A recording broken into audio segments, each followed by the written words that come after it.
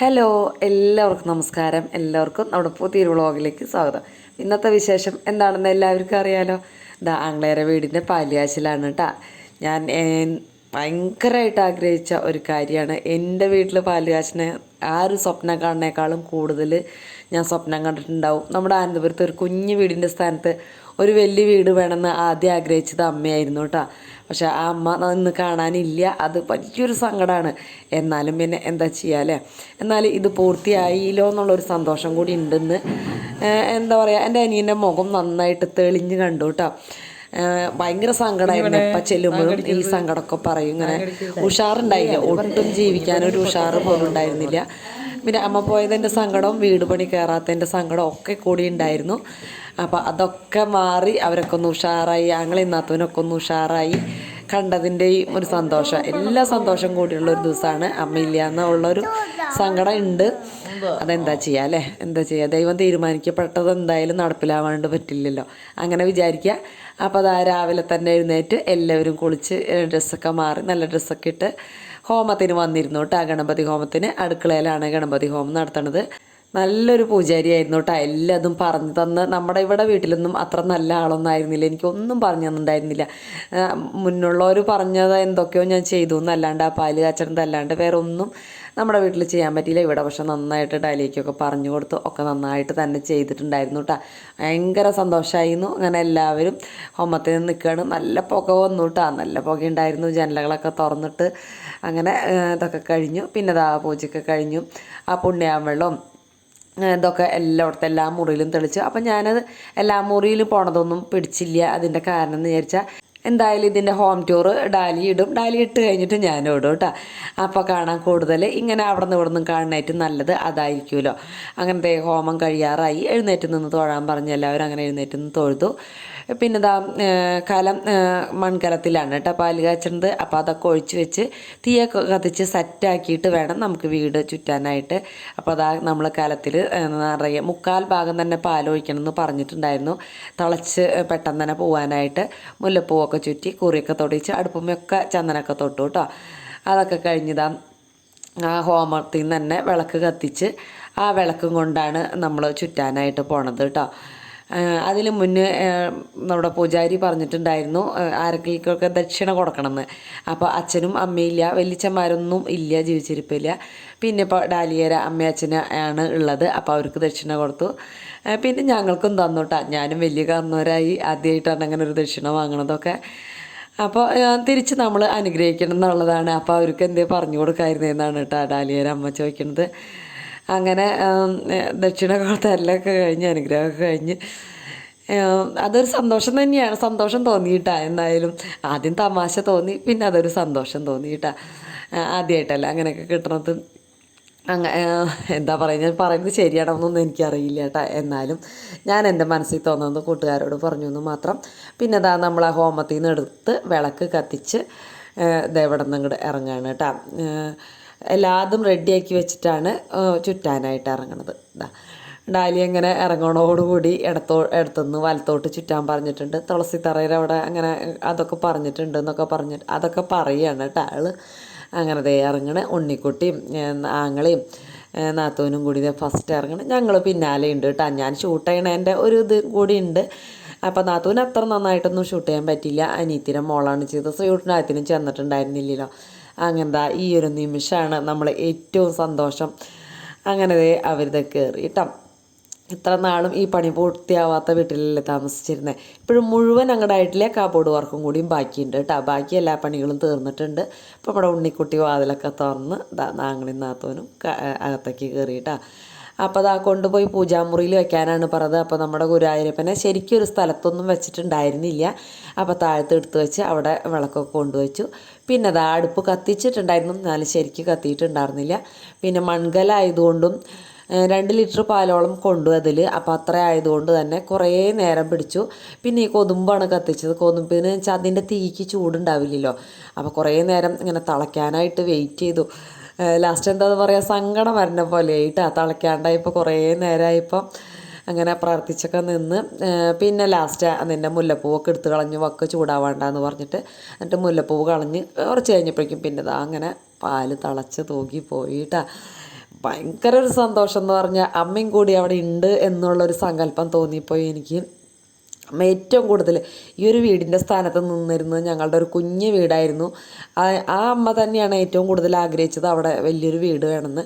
അങ്ങനെ അനിയനോട് ആവശ്യപ്പെട്ടതനുസരിച്ചിട്ടാണ് ആ വീട് പൊളിച്ച് കളഞ്ഞ് ഈ ഒരു വീട് പണിതത് കേട്ടോ. പക്ഷെ പൂർത്തിയാവാൻ മാത്രം അമ്മ ഉണ്ടായിരുന്നില്ല. എന്താ ചെയ്യുക അല്ലേ, ദൈവം അങ്ങനെയായിരിക്കും തീരുമാനിച്ചിട്ടുണ്ടാവുക, അത് നടപ്പിലാവുക തന്നെ ചെയ്യും. അപ്പോൾ അതാ നന്നായി പാലൊക്കെ തിളച്ച് പോയി. അപ്പോൾ അതിന് എല്ലാവർക്കും വിഷമം തന്നെയായിരുന്നു, സന്തോഷത്തിനോടൊപ്പം ചെറിയൊരു സങ്കടവും കൂടിയാണല്ലോ. അങ്ങനെ അതൊക്കെ കഴിഞ്ഞ് സേമിയ പായസമാണ് വെച്ചത്. പിന്നെ ആ പാലെടുത്തിട്ട് അത് നാത്തൂൻ്റെ അമ്മയാണ് കേട്ടോ വെച്ചത്. നാത്തൂൻ്റെ അമ്മയും അച്ഛനും ഒക്കെ അവിടെയുണ്ട്, അനിയത്തിയും കുട്ടികളൊക്കെ ഉണ്ട്. ഞാൻ മാത്രം തിരിച്ചു പോന്നു.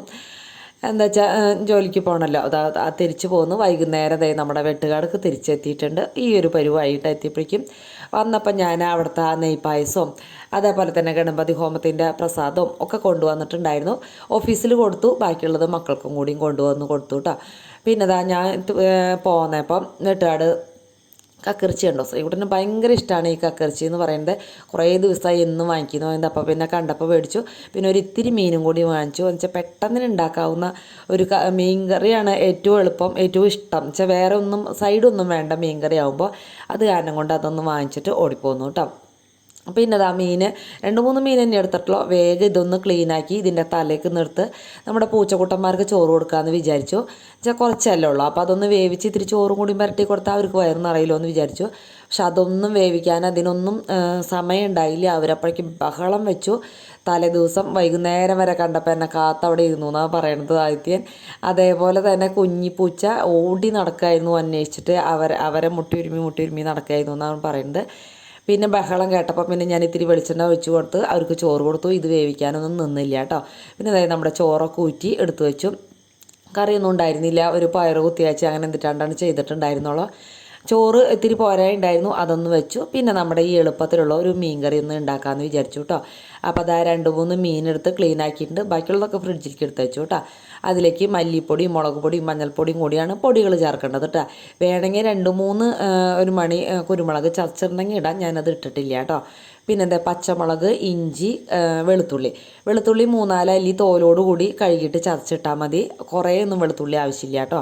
അതിട്ട് കൊടുത്തിട്ടുണ്ട്. ഒരു 1/4 കഷ്ണം സവോള, ഒരു അര തക്കാളി കേട്ടോ, അധികം വേണ്ട തക്കാളിയൊന്നും. പിന്നെ അതുപോലെ കുടംപുളി ഇട്ട് കൊടുത്തിട്ടുണ്ട്. പിന്നെ ഇത്തിരി വെളിച്ചെണ്ണ, കറിവേപ്പിലയും കൂടി ഇട്ട് കൊടുക്കുക.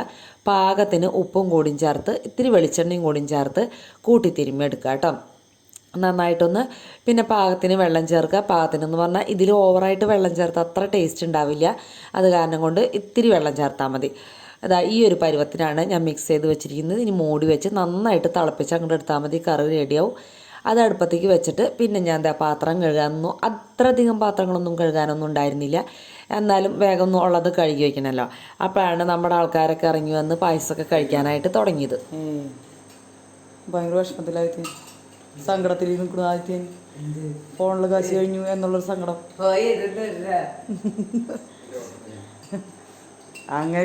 അങ്ങനെ അവർ വന്ന് പായസമൊക്കെ കഴിച്ച് പിന്നെ അതിൻ്റെ പിന്നാലെ ചോറൊക്കെ ഉണ്ട്. പിന്നെ ചോറ് ഉണ്ണാനായിട്ട് അവർ കുറേ നേരമൊക്കെ പിടിക്കും കേട്ടോ. നമ്മൾ ശ്രീകുട്ടൻ പായസം കഴിച്ച പാത്രം കഴുകിയതിൻ്റെ ഇതാണ് താഴത്തൊക്കെ വെള്ളം തെറിച്ചിട്ടുണ്ടായിരുന്നു. അതൊക്കെ ഒന്ന് ഞാൻ വേഗം തുടച്ച്, അല്ലെങ്കിൽ വഴിക്ക് വീഴില്ലോ ടൈലല്ലേ.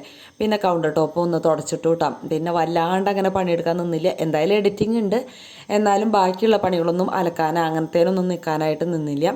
വേഗം തന്നെ ഒക്കെ തുടച്ച് റെഡിയാക്കി. പിന്നെ ഞാൻ ആ കിച്ചൺ ടവലൊക്കെ ഒന്ന് കഴുകിയിട്ട് പിന്നെ അപ്പോഴേക്കും ഇത്രയും പണികൾ കഴിഞ്ഞപ്പോഴേക്കും മീൻ നന്നായിട്ട് തിളച്ചു. നന്നായിട്ടൊന്ന് തിളച്ചാൽ മതി, മീൻ വെന്താൽ മതി കേട്ടോ. വേറെ ഒന്നിൻ്റെ ആവശ്യമില്ല, മീനൊന്ന് വേവണം, അത്രയേ ഉള്ളൂ. പിന്നെ മീൻ വെന്ത് കഴിയുമ്പോൾ ഒന്ന് മിക്സ് ചെയ്ത് നോക്കുക. ഉപ്പോ പുളിയോ എന്താ കുറവുള്ളതെന്ന് വെച്ചാൽ അതൊക്കെ നമുക്ക് ഈ നേരത്തെ ചേർത്ത് കൊടുക്കാവുന്നതേ ഉള്ളൂ കേട്ടോ. അപ്പോൾ നമ്മൾ ഇട്ട കറി ടേസ്റ്റ് ഇല്ല എന്ന് പറയണ്ട, ലാസ്റ്റ് ഇങ്ങനെ ഒന്ന് ടേസ്റ്റ് ചെയ്ത് നോക്കിയിട്ട് എന്താണ് കുറവ് അതൊന്ന് ചേർത്ത് കൊടുത്താൽ മതി കേട്ടോ. അടിപൊളി കറിയായി കിട്ടും. ലാസ്റ്റ് കുറച്ച് കറിവേപ്പിലും ഒരു ഇത്തിരി വെളിച്ചെണ്ണയും കൂടി ഒഴിച്ച് ഒന്ന് മൂടി വയ്ക്കുക. എന്നിട്ടൊരു 10 തീ ഓഫ് ചെയ്യുക കേട്ടോ. എന്നിട്ട് പിന്നെ ഒരു 10 മിനിറ്റ് കഴിഞ്ഞ് തുറന്ന് നോക്കിയാൽ അടിപൊളി മീൻകറി നമുക്ക് കിട്ടും. ഇത് മാത്രം മതി നമുക്ക് ചോറുണ്ണാൻ. ഇത്തിരി എരിവ് കൂട്ടിയിടാന്ന് വെച്ചാൽ ഒരു ചൊടി വേണ്ടേ, അതിന് വേണ്ടിയിട്ട് വേറെ ഒന്നും ചെയ്യേണ്ടതില്ല. അങ്ങനെ തീയൊക്കെ ഓഫ് ചെയ്തിട്ട് പിന്നെ ഞാൻ ഫുഡ് കഴിച്ചു കേട്ടോ. അപ്പോൾ പിന്നെ നമ്മുടെ കറിവേപ്പില ഇങ്ങനെ സൂക്ഷിച്ച് വെക്കുകയാണ് കേട്ടോ, കുറച്ചുള്ള. ഞാൻ പറഞ്ഞില്ലേ കടയുടെ അപ്പുറത്തെ വീട്ടിൽ നിന്ന് ആ ചേട്ടൻ്റെ നിന്നാണ് വാങ്ങിക്കാറ്. ഇപ്പോൾ ഒരു മടി ചോദിക്കാനായിട്ട്, ഇനി എപ്പോഴെങ്കിലും വരുമ്പോൾ ഒന്ന് ചോദിക്കണം, അത് അങ്ങനെ ചോദിക്കണം എന്ന് ചോദിച്ചാൽ അപ്പോൾ ഉള്ളത് സൂക്ഷിച്ചെടുത്ത് വെച്ചു കേട്ടോ. വീട്ടിൽ നിന്ന് വരുമ്പോഴും കൊണ്ടുവരായിരുന്നു. പിന്നെ നമ്മുടെ മീൻകറി റെഡി ആയിട്ടുണ്ട്. അത് കഴിഞ്ഞ് ഞാൻ പിന്നെ ചോറുണ്ണാണ് കേട്ടോ. ചോറൂണ് കഴിഞ്ഞ് എഡിറ്റിങ്ങും പരിപാടികളൊക്കെ ആയിട്ട്. അപ്പോൾ കൂട്ടുകാർക്ക് ഇന്നത്തെ വീഡിയോ ഇഷ്ടപ്പെട്ടു എന്ന് വിചാരിക്കുന്നത്. ഇഷ്ടപ്പെട്ടെന്നുണ്ടെങ്കിൽ ഒരു ലൈക്ക് അടിക്കാൻ മറക്കില്ലല്ലോ. അതുപോലെ തന്നെ കമൻറ്റ് എഴുതാനും മറക്കരുത് കേട്ടോ.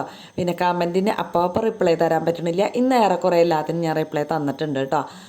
എന്നാലും സമയം കിട്ടുമ്പോൾ ഞാൻ അതിന് റിപ്ലൈ തരാം. പിന്നെ കമൻറ്റ് മുകളിൽ വരുമ്പോൾ ഞാൻ എല്ലാതും വായിച്ച് നോക്കലുണ്ട്. വായിച്ച് നോക്കാണ്ടൊന്നും ഇരിക്കണില്ല. എല്ലാ കമൻറ്റും വായിക്കും. ഒരു കമൻറ്റ് പോലും വിട്ട് കളയില്ല. ആ കമൻറ്റ് കാണുന്നതാണ് എൻ്റെ ഏറ്റവും വലിയ സന്തോഷം കേട്ടോ. അപ്പോൾ ആ തുണികൾ ഉണങ്ങിയത് കിടക്കുന്നുണ്ടായിരുന്നു, അതും കൂടി എടുത്തുകൊണ്ട് വന്നു. അപ്പോൾ ഓക്കെ, നാളെ കാണാം.